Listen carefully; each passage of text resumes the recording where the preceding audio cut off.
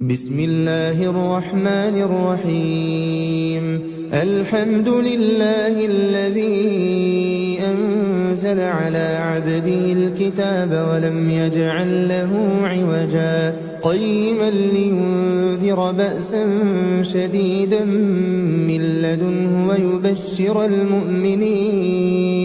ويبشر المؤمنين الذين يعملون الصالحات أن لهم أجرا حسنا ماكثين فيه أبدا وينذر الذين قالوا اتخذ الله ولدا ما لهم به من علم ولا لآبائهم كبرت كلمة تخرج من أفواههم إن يقولون إلا كذبا فلعلك باخع نفسك على آثارهم إن لم يؤمنوا بهذا الحديث أسفا إنا جعلنا ما على الأرض زينة لها لنبلوهم أيهم أحسن عملا وإنا لجاعلون ما عليها صعيدا جرزا أم حسبت أن أصحاب الكهف والرقيم كانوا من آياتنا عجبا إذ أوى الفتية إلى الكهف فقالوا ربنا آتنا من لدنك رحمة وهيئ لنا من أمرنا رشدا فضربنا على آذانهم في الكهف سنين عددا ثم بعثناهم لنعلم أي الحزبين أحصى لما لبثوا أمدا نحن نقص عليك نبأهم بالحق إنهم فتية آمنوا بربهم وزدناهم هدى وربطنا على قلوبهم إذ قاموا فقالوا ربنا رب السماوات والأرض لن ندعو من دونه إلها لقد قلنا إذا شططا هؤلاء قوم اتخذوا من دونه آلهة لولا يأتون عليهم بسلطان بين فمن أظلم ممن افترى على الله كذبا وإذ اعتزلتموهم وما يعبدون إلا الله فأووا إلى الكهف ينشر لكم ربكم من رحمته ويهيئ لكم من أمركم مرفقا وترى الشمس إذا طلعت تزاور عن كهفهم ذات اليمين وإذا غربت تقرضهم ذات الشمال وهم في فجوة منه ذلك من آيات الله من يهد الله فهو المهتد ومن يضلل فلن تجد له وليا مرشدا وتحسبهم أيقاظا وهم رقود ونقلبهم ذات اليمين وذات الشمال وكلبهم باسط ذراعيه بالوصيد لو اطلعت عليهم لوليت منهم فرارا ولملئت منهم رعبا وكذلك بعثناهم ليتساءلوا بينهم قال قائل منهم كم لبثتم قالوا لبثنا يوما أو بعض يوم قالوا ربكم أعلم بما لبثتم فابعثوا أحدكم بورقكم هذه إلى المدينة فلينظر أيها أزكى طعاما فليأتكم برزق منه وليتلطف ولا يشعرن بكم أحدا إنهم إن يظهروا عليكم يرجموكم أو يعيدوكم في ملتهم ولن تفلحوا إذا أبدا وكذلك أعثرنا عليهم ليعلموا أن وعد الله حق وأن الساعة لا ريب فيها إذ يتنازعون بينهم أمرهم فقالوا بنوا عليهم بنيانا ربهم أعلم بهم قال الذين غلبوا على أمرهم لنتخذن عليهم مسجدا سيقولون ثلاثة رابعهم كلبهم ويقولون خمسة سادسهم كلبهم رجما بالغيب ويقولون سبعة وثامنهم كلبهم قل ربي أعلم بعدتهم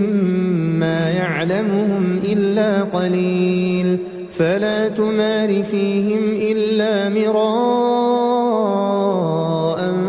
ظاهرا ولا تستفت فيهم منهم أحدا ولا تقولن لشيء إني فاعل ذلك غدا إلا أن يشاء الله واذكر ربك إذا نسيت وقل عسى أن يهديني ربي لأقرب من هذا رشدا ولبثوا في كهفهم 300 سنين وازدادوا 9 قل الله أعلم بما لبثوا له غيب السماوات والأرض أبصر به وأسمع ما لهم من دونه من ولي ولا يشرك في حكمه أحدا واتل ما أوحي إليك من كتاب ربك لا مبدل لكلماته ولن تجد من دونه ملتحدا واصبر نفسك مع الذين يدعون ربهم بالغداة والعشي يريدون وجهه ولا تعد عيناك عنهم تريد زينة الحياة الدنيا ولا تطع من أغفلنا قلبه عن ذكرنا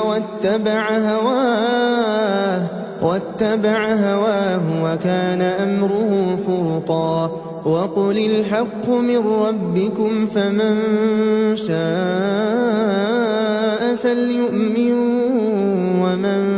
شاء فليكفر إنا أعتدنا للظالمين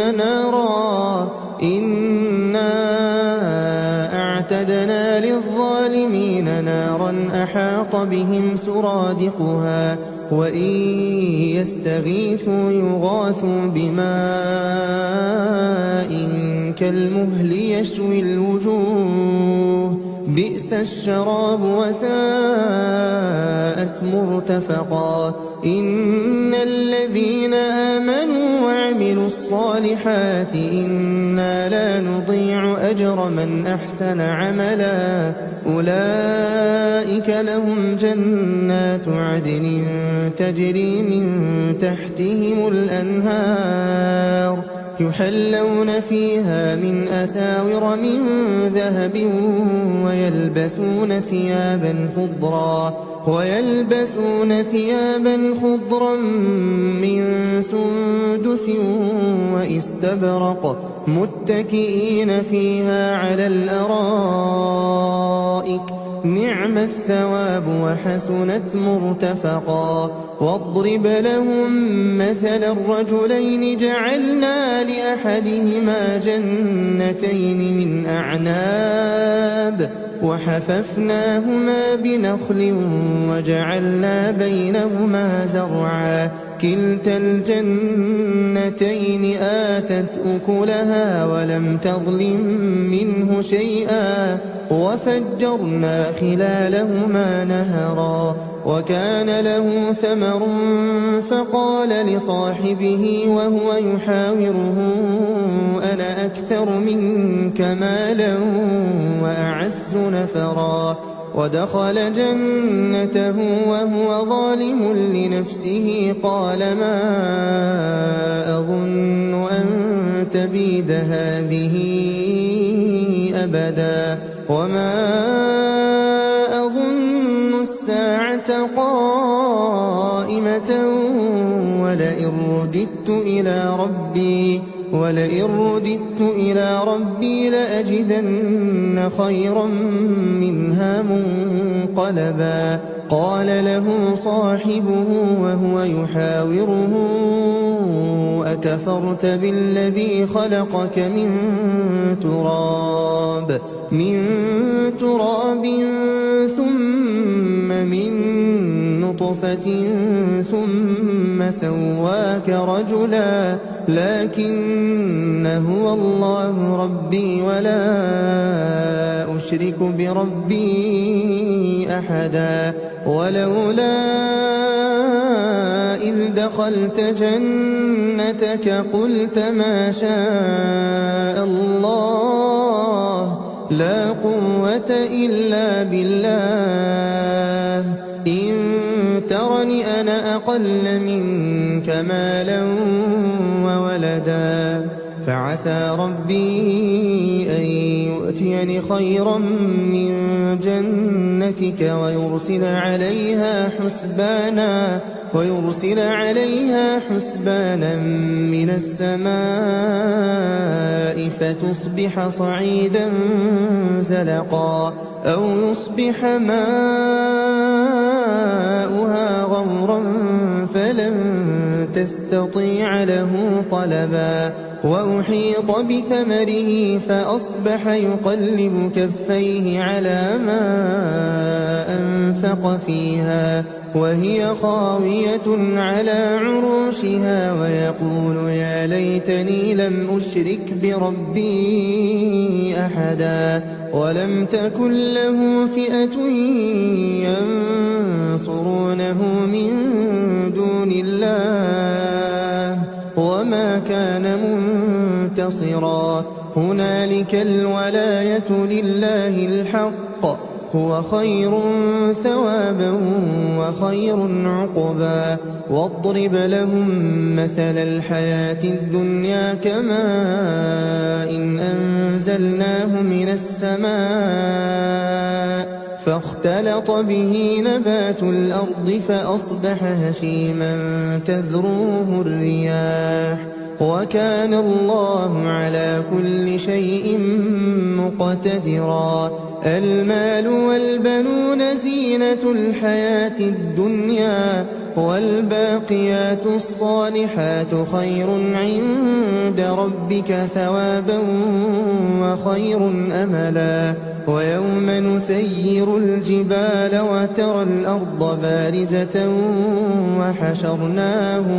وحشرناهم فلم نغادر منهم أحدا وعرضوا على ربك صفا لقد جئتمونا كما خلقناكم أول مرة بل زعمتم أن لن نجعل لكم موعدا ووضع الكتاب فترى المجرمين مشفقين مما فيه ويقولون يا ويلتنا ما لهذا الكتاب لا يغادر صغيرة ولا كبيرة إلا أحصاها ووجدوا ما عملوا حاضرا ولا يظلم ربك أحدا وإذ قلنا للملائكة اسجدوا لآدم فسجدوا إلا إبليس كان من الجن ففسق عن أمر ربه أفتتخذونه وذريته أولياء من دوني وهم لكم عدو بئس للظالمين بدلا ما أشهدتهم خلق السماوات والأرض ولا خلق أنفسهم وما كنت متخذ المضلين عضدا ويوم يقول نادوا شركائي الذين زعمتم فدعوهم فلم يستجيبوا لهم وجعلنا بينهم موبقا ورأى المجرمون النار فظنوا أنهم مواقعوها ولم يجدوا عنها مصرفا ولقد صرفنا في هذا القرآن للناس من كل مثل وكان الإنسان أكثر شيء جدلا وما منع الناس أن يؤمنوا إذ جاءهم الهدى ويستغفروا ربهم إلا أن تأتيهم سنة الأولين أو يأتيهم العذاب قبلا وما نرسل المرسلين إلا مبشرين ومنذرين ويجادل الذين كفروا بالباطل ليدحضوا به الحق واتخذوا آياتي وما أنذروا هزوا ومن أظلم ممن ذكر بآيات ربه فأعرض عنها ونسي ما قدمت يداه إنا جعلنا على قلوبهم أكنة أن يفقهوه وفي آذانهم وقرا وإن تدعهم إلى الهدى فلن يهتدوا إذا أبدا وربك الغفور ذو الرحمة لو يؤاخذهم بما كسبوا لعجل لهم العذاب بل لهم موعد لن يجدوا من دونه موئلا وتلك القرى أهلكناهم لما ظلموا وجعلنا لمهلكهم موعدا وإذ قال موسى لفتاه لا أبرح حتى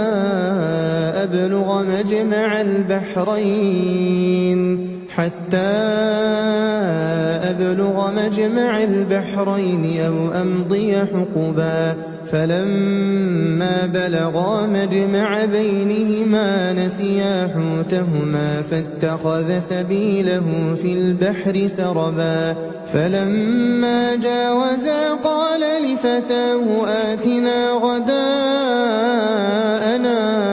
لقد لقينا من سفرنا هذا نصبا قال أرأيت إذ أوينا إلى الصخرة فإني نسيت الحوت وما أنسانيه إلا الشيطان أن أذكره واتخذ سبيله في البحر عجبا قال ذلك ما كنا نبغي فارتدا على آثارهما قصصا فوجدا عبدا من عبادنا آتيناه رحمة من عندنا وعلمناه من لدنا علما قال له موسى هل أتبعك على أن تعلمني مما علمت رشدا قال إنك لن تستطيع معي صبرا وكيف تصبر على ما لم تحط به خبرا قال ستجدني إن شاء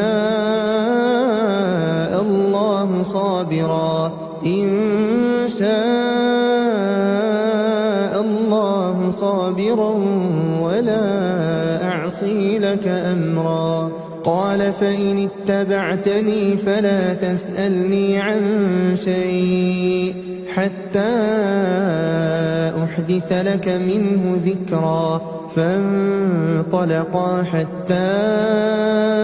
إذا ركبا في السفينة خرقها قال أخرقتها لتغرق أهلها لقد جئت شيئا إمرا. قال ألم أقل إنك لن تستطيع معي صبرا. قال لا تؤاخذني بما نسيت ولا ترهقني من أمري عسرا. فانطلقا حتى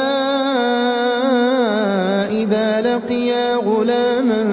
فقتله. قال أقتلت نفسا زكية بغير نفس لقد جئت شيئا نكرا. قال ألم أقل لك إنك لن تستطيع معي صبرا. قال إن سألتك عن شيء بعدها فلا تصاحبني قد بلغت من لدني عذرا. فانطلقا حتى إذا أتيا أهل قرية استطعما أهلها فأبوا أن يضيفوهما فوجدا فيها جدارا يريد أن ينقض فأقامه. قال لو شئت لاتخذت عليه أجرا. قال هذا فراق بيني وبينك سأنبئك بتأويل ما لم تستطع عليه صبرا. أما السفينة فكانت لمساكين يعملون في البحر فأردت أن أعيبها وكان وراءهم ملك يأخذ كل سفينة غصبا. وأما الغلام فكان أبواه مؤمنين فخشينا أن يرهقهما طغيانا وكفرا. فأردنا أن يبدلهما ربهما خيرا منه زكاة وأقرب رحما. وأما الجدار فكان لغلامين يتيمين في المدينة وكان تحته كنز لهما وكان أبوهما صالحا. فأراد ربك أن يبلغا أشدهما ويستخرجا كنزهما رحمة من ربك وما فعلته عن أمري ذلك تأويل ما لم تسطع عليه صبرا. ويسألونك عن ذي القرنين قل سأتلو عليكم منه ذكرا. إنا مكنا له في الأرض وآتيناه من كل شيء سببا. فأتبع سببا حتى إذا بلغ مغرب الشمس وجدها تغرب في عين حمئة ووجد عندها قوما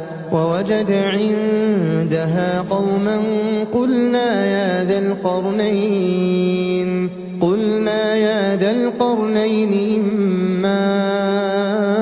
أن تعذب وإما أن تتخذ فيهم حسنا. قال أما من ظلم فسوف نعذبه ثم يرد إلى ربه فيعذبه عذابا نكرا. وأما من آمن وعمل صالحا فله جزاء الحسنى وسنقول له من أمرنا يسرا. ثم أتبع سببا حتى إذا بلغ مطلع الشمس وجدها تطلع على قوم لم نجعل لهم من دونها سترا كذلك وقد أحطنا بما لديه خبرا ثم أتبع سببا حتى إذا بلغ بين السدين وجد من دونهما قوما لا يكادون يفقهون قولا قالوا يا ذا القرنين إن يأجوج ومأجوج مفسدون في الأرض فهل نجعل لك خرجا على أن تجعل بيننا وبينهم سدا قال ما مكني فيه ربي خير فأعينوني بقوة أجعل بينكم وبينهم ردما آتوني زبر الحديد حتى إذا ساوى بين الصدفين قال انفخوا حتى إذا جعله نارا قال آتوني أفرغ عليه قطرا فما استطاعوا أن يظهروه وما استطاعوا له نقبا قال هذا رحمة من ربي فإذا جاء وعد ربي جعله دكاء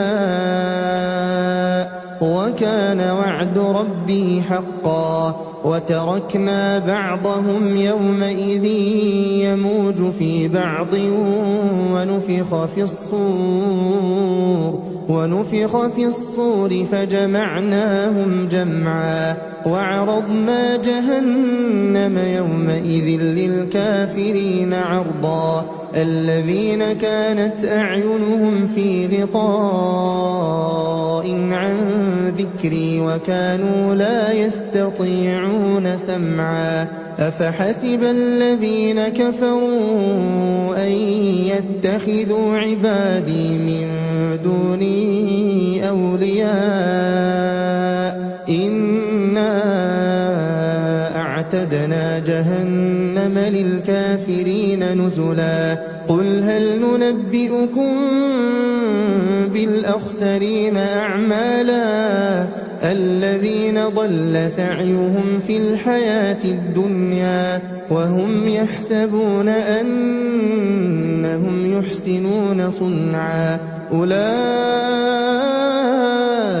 الذين كفروا بآيات ربهم ولقائه فحبطت أعمالهم فلا نقيم لهم يوم القيامة وزنا ذلك جزاؤهم جهنم بما كفروا واتخذوا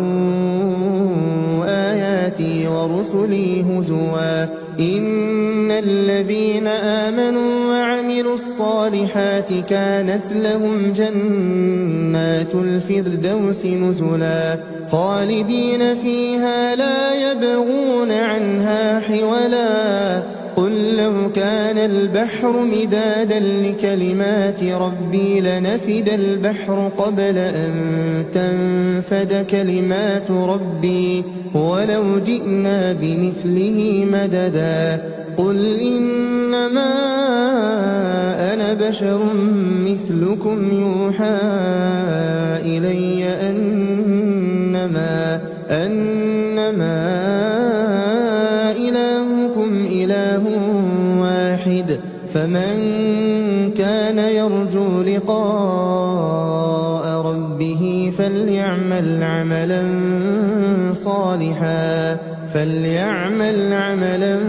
صالحا ولا يشرك بعبادة ربه أحدا.